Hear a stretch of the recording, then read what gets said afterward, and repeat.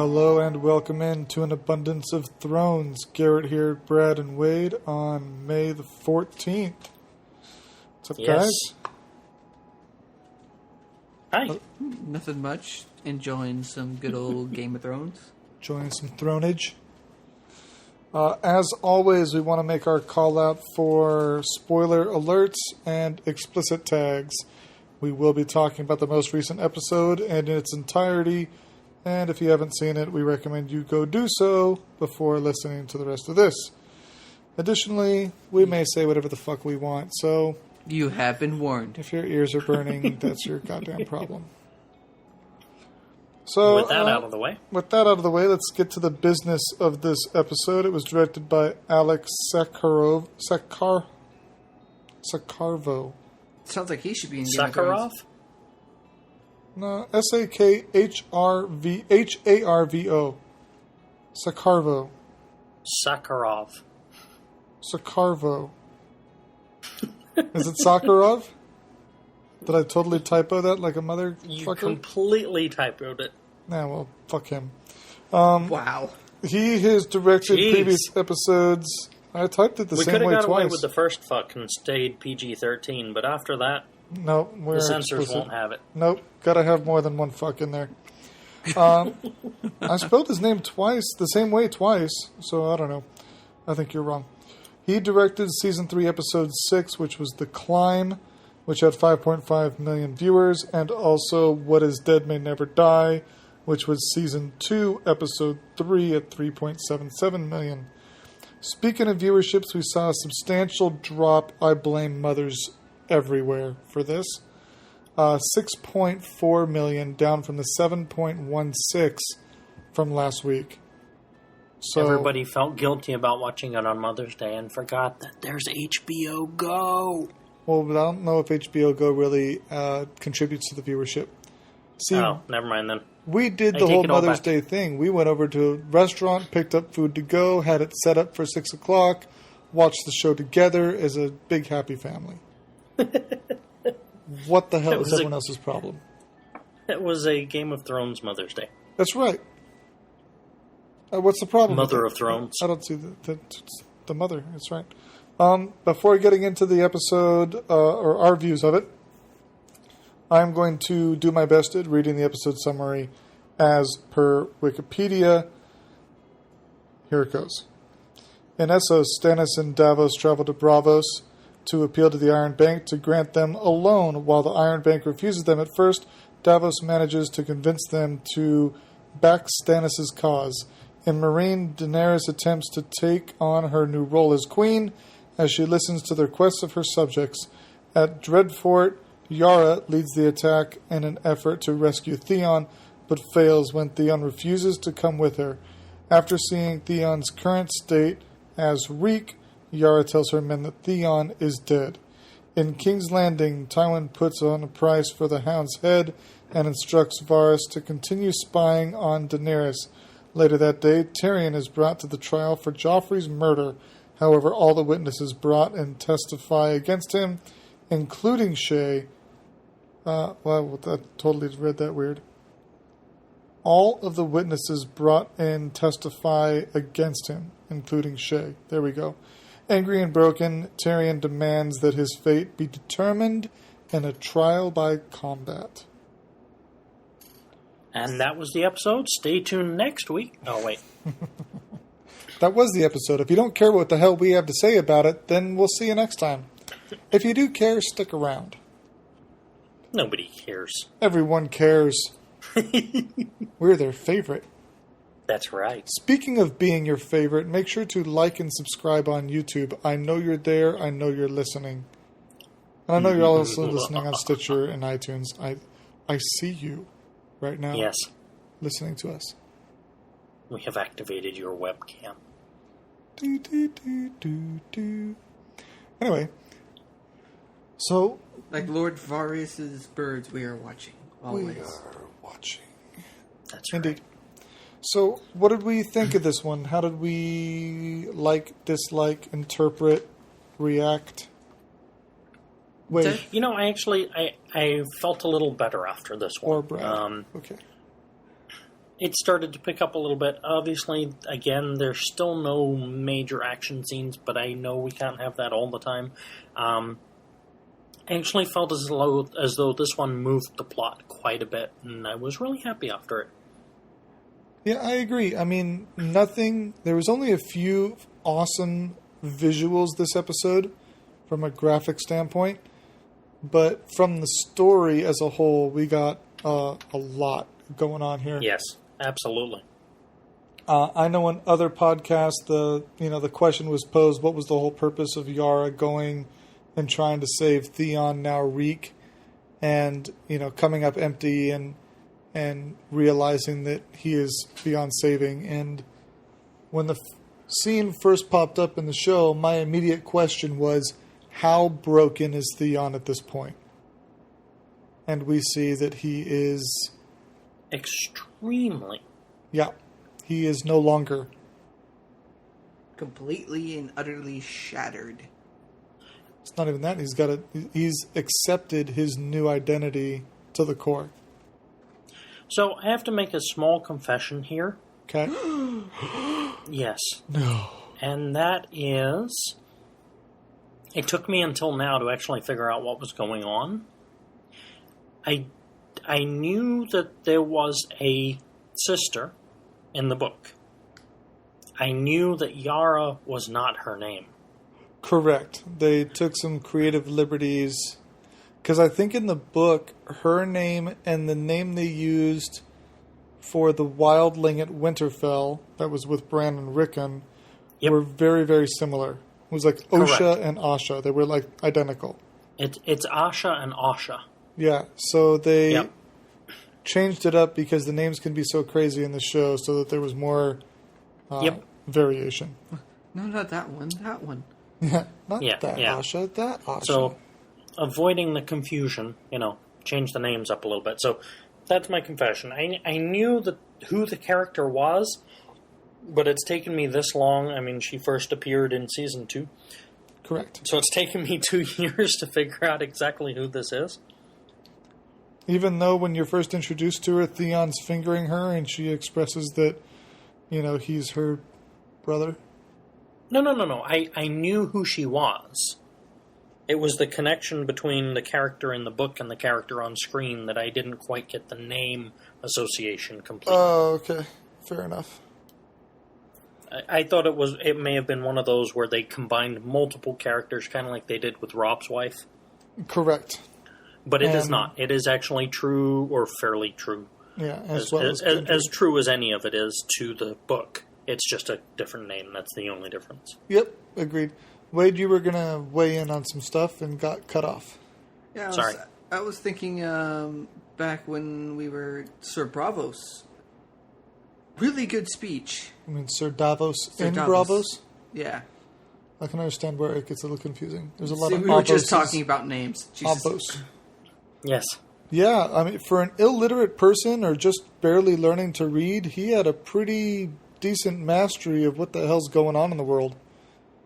The Stannis kind of gave him that look like, I was dragged all the way out here for this. You better step up and do something. When, he kind of did. I'm thinking that maybe he was feeling a bit, underachieved, beneath the Red Woman.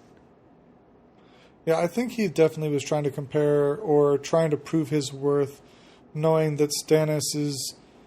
I don't know if he's necessarily drinking the Kool-Aid of the Red Woman, but he sees that there's a benefit to her and is trying to take advantage or more or less exploit it. He's favoring her. And I think Davos is seeing that, but also seeing that he has something to contribute too. Now, I took it as something different than Wade did. I took it as not that Stannis wanted Davos to do something, but that Stannis is an entitled character. He feels he has right because he's of the blood, and that people should just hand him things because he is the rightful king by birthright, by blood, by heir. But that's not so much happening for him. Well, and yet it's not by birthright. By blood, yes. But, correct. He wasn't the Baratheons were not born to the throne. No, that's correct. That would be Targaryen. Well, even... Yes. And the Targaryens only were because they combined the Seven Kingdoms to be one and founded a Yes. monarchy. Is it monarchy? Dynasty. So. It's monarchy. So, but yeah, so I think Stannis was just like, well, I should be given this, and I'm upset that it's not being given to me. And I think that's where his character was at. And then you have the big step up by Davos, the Onion Knight, to pull through for Stannis, which we see as Davos gives Salador Sand some currency and recruiting his service in the bathhouse. Yes. And So for the purists among us, a couple observations here.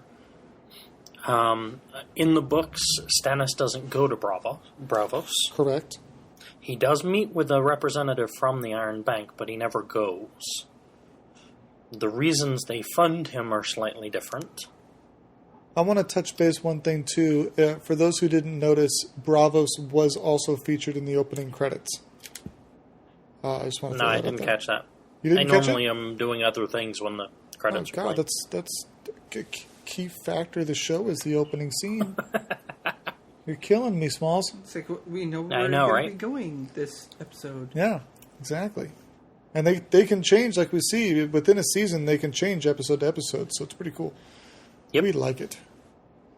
No, it's well done. I'll definitely give them that. But yeah, normally I'm getting settled in, and my attention is elsewhere. Understood.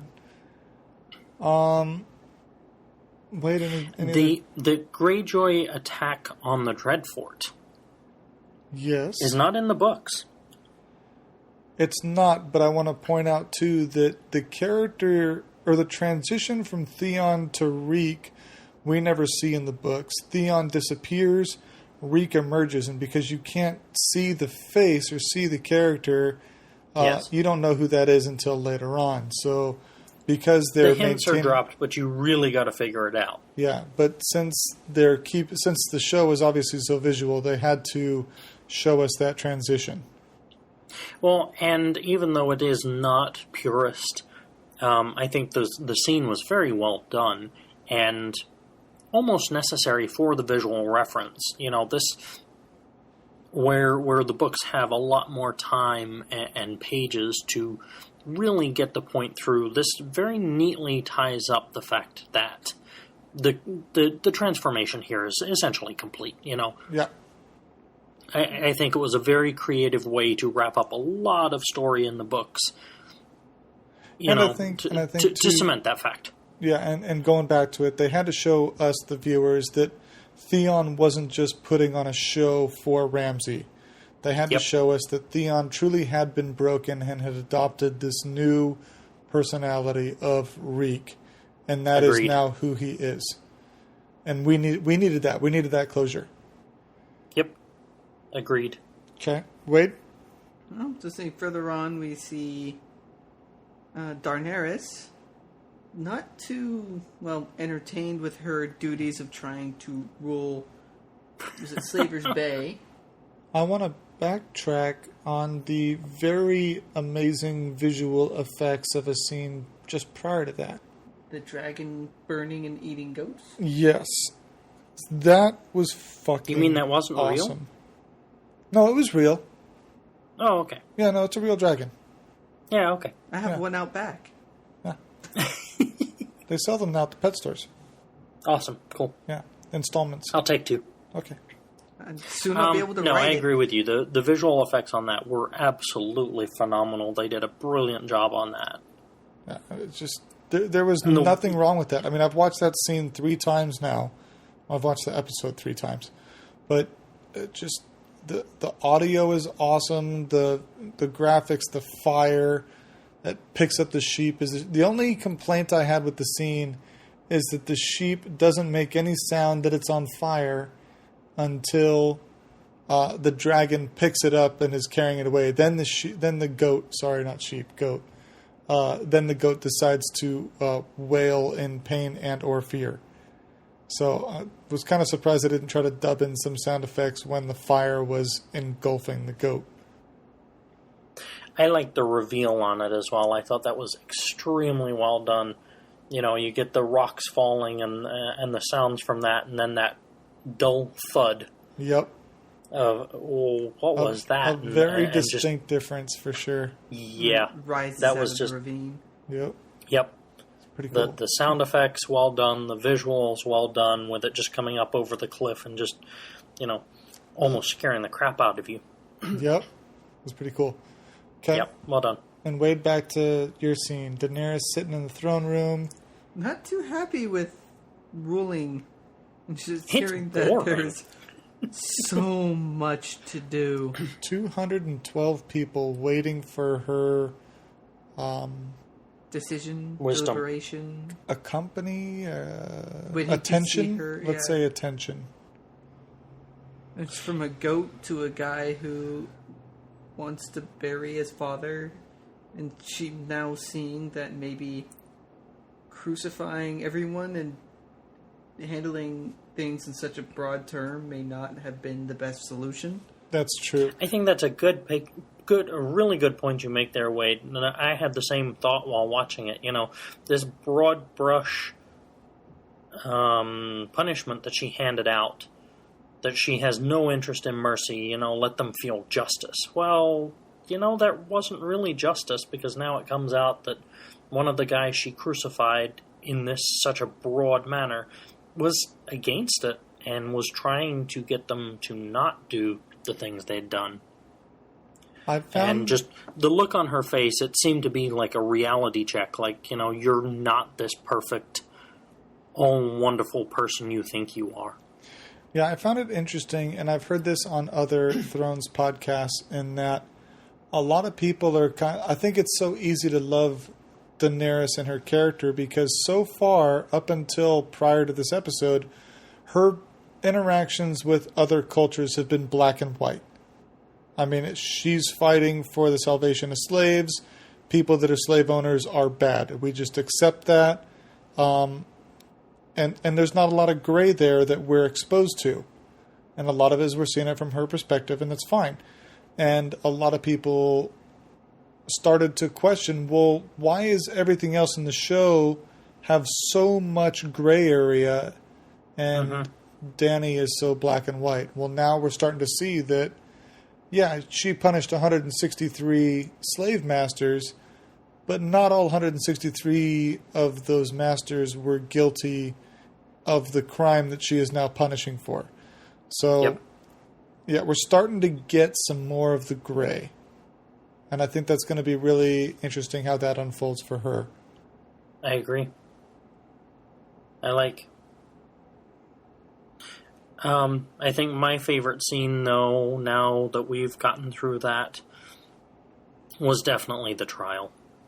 Well, I think one of my more entertaining scenes is the small council, which we now see Mace Tyrell sitting upon, Grandmaster Pycelle still on, Varys, Tywin walks in, Cersei is there, and we get Prince Oberyn.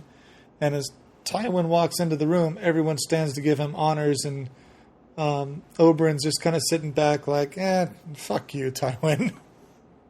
I don't know you shit. He's not intimidated. Yeah, Definitely he's not intimidated. Yeah, he doesn't care. He knows he can hold his own. He knows he's intelligent. He knows he's skilled with a weapon. He feels he doesn't have to pay any respects to this man, and doesn't. Yeah. For the most part. And like you and I had talked about earlier, I'm beginning to like Oberyn.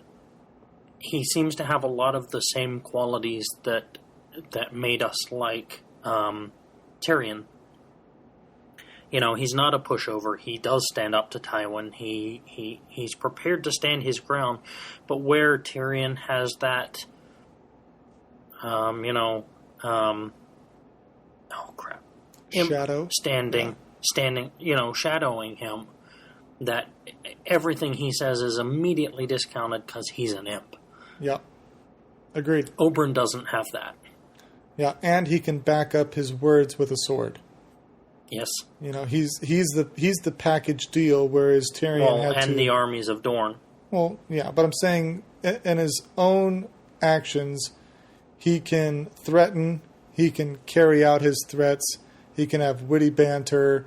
He has all that in a single entity, as opposed to Tyrion. He had the banter, he had the entertainment, maybe, and then he had to have someone like Bronn do the dirty work for him because he lacked the ability. So Agreed. we see that with Oberyn. We see that he's extremely cultured. He's been to Bravos. He's seen the Unsullied. He acknowledges their abilities on the battlefield and lack thereof in the bedroom. But, yeah, hint, hint, hint. It's not really a hint, but it's just a call out to former knowledge. But what I think I liked most about Oberyn was the trial, in that when people said stuff, he didn't just take it because he knew which way he was voting. He asked the questions. He saw that there was kind of people maybe trying to hide or gloss over something, and he wanted to know what was going on there. It came in the fact Cersei mentioned that Tyrion about the debt will be paid. Oberyn wanted to know, well, what is that debt? Shay comes on and talks her story, and Oberyn says, well, how do you know all this? That's a lot of information for a handmaiden to know. So he's listening, he's understanding, he's asking the questions, which makes me like that character that much more. Absolutely. Especially with the line he gave when he was talking to Lord Varys. He says, most of us are born and die in the same corner of the world. The world's a big and beautiful place, and he likes to go out and see it. Yep. Very true. So I thought the performance by Peter Dinklage in this whole trial scene was absolutely top notch. Oh yeah, another couldn't great get speech. any better than that. I mean, people are saying he's already won the Emmy again for his portrayal, because this whole, even from the point where Jaime comes in to get him for the trial and they put him in chains and he looks up and goes, really? Yeah. I'm that much of a threat? You guys need to put me in chains. Okay. But yeah. The whole thing, it was just so well done. The emotion that he puts into this is extremely apparent. I mean, even if you were to mute the audio and not hear any of it, he does so well with his facial expressions and body language that you can tell, every witness that comes up, he's being knocked down a little more and a little more. And most of this stuff, they're skirting the truth. These are things he said, but they're completely out of context. Totally. And then, the final one when Shay walks in, and you can just see complete collapse, total defeat on his face. That, that's it. Fuck it. Yep. To which he demands a trial by combat. And I'm curious what happens here. So, do they acknowledge it? Do they name a champion? Does Cersei name Jaime and force Jaime to kill Tyrion? Does Tyrion get to name Jaime and then Cersei runs the risk of losing Jaime in order to kill Tyrion? Have you read the book? I have, but I'm playing devil's advocate here. Okay, so without giving spoilers away here for what is coming next. I think Wade wants to talk. Okay, go ahead. Wade has it look like he wants to talk. It's a little joke. It's like, nope, it's just going to be the accused versus the accuser. It's just going to be Cersei and Tyrion. Wouldn't that be cool? That's fighting. That's it. Ding, ding, ding. Round one. So, something that was pointed out, I can't remember where I read it, but something that was pointed out about this that I didn't quite fully grasp. I was getting to it, but it didn't quite fully click until somebody pointed it out, is how clever and manipulative the trial by combat call was on Tyrion's part. It's not just it's not just for the reason that he gives in court that, I'm not going to get justice here. But he already knows that he's going to be found guilty, more or less. Correct. And he's going to be sent to the Wall. Correct. And as part of that deal, Jaime is leaving the Kingsguard. But he doesn't know that yet. Well, but I think he can put it all together. Okay. So, Jaime leaving the Kingsguard and assuming the heirship of Casterly Rock is dependent on Tyrion's being found guilty. That was made clear by Tywin in the private chamber. Well, it's dependent on Tyrion living, but yeah, right? He's going to be found guilty, but as long as he's not executed, that was the agreed upon deal. Right. So Tyrion manipulatively plays to this.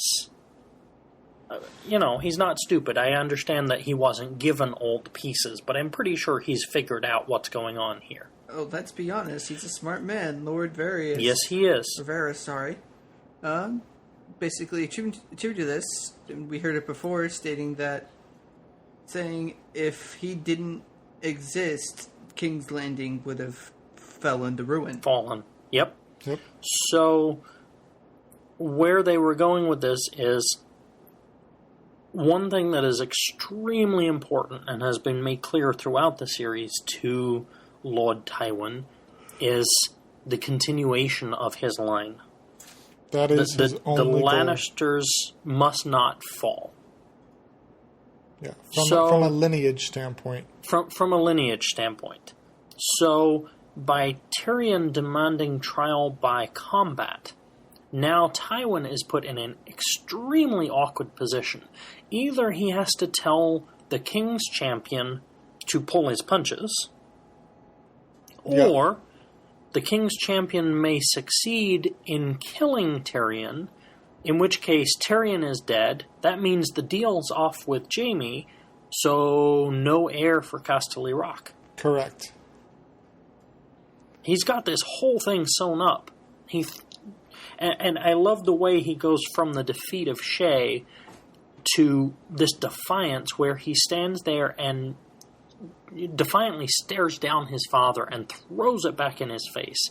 Well, this is what's happening now. Yeah, plus the fact that he's proving his worth or expressing his worth to all the people in the courtroom. I saved all of you, and clearly I shouldn't have done that, you ungrateful swine. I ad-libbed there a little bit. But, and his... That was actually cleaner than the broadcast version, I think. It was, right? And then, obviously, his expressed hatred for Joffrey, saying that I didn't do it, but I wish that I had. Now, someone who did it isn't going to say, well, I wish that I did do it. Even if they were... I don't think I've ever heard of anyone in a courtroom going, well, I'm innocent, but good riddance, and I wish I had. Yep, I wish I had a hand in this, even though I did do it, but I'm saying that I didn't do it. It's just kind of such a backwards way of thinking. Yeah. But it'll be very, very interesting to see how this plays out.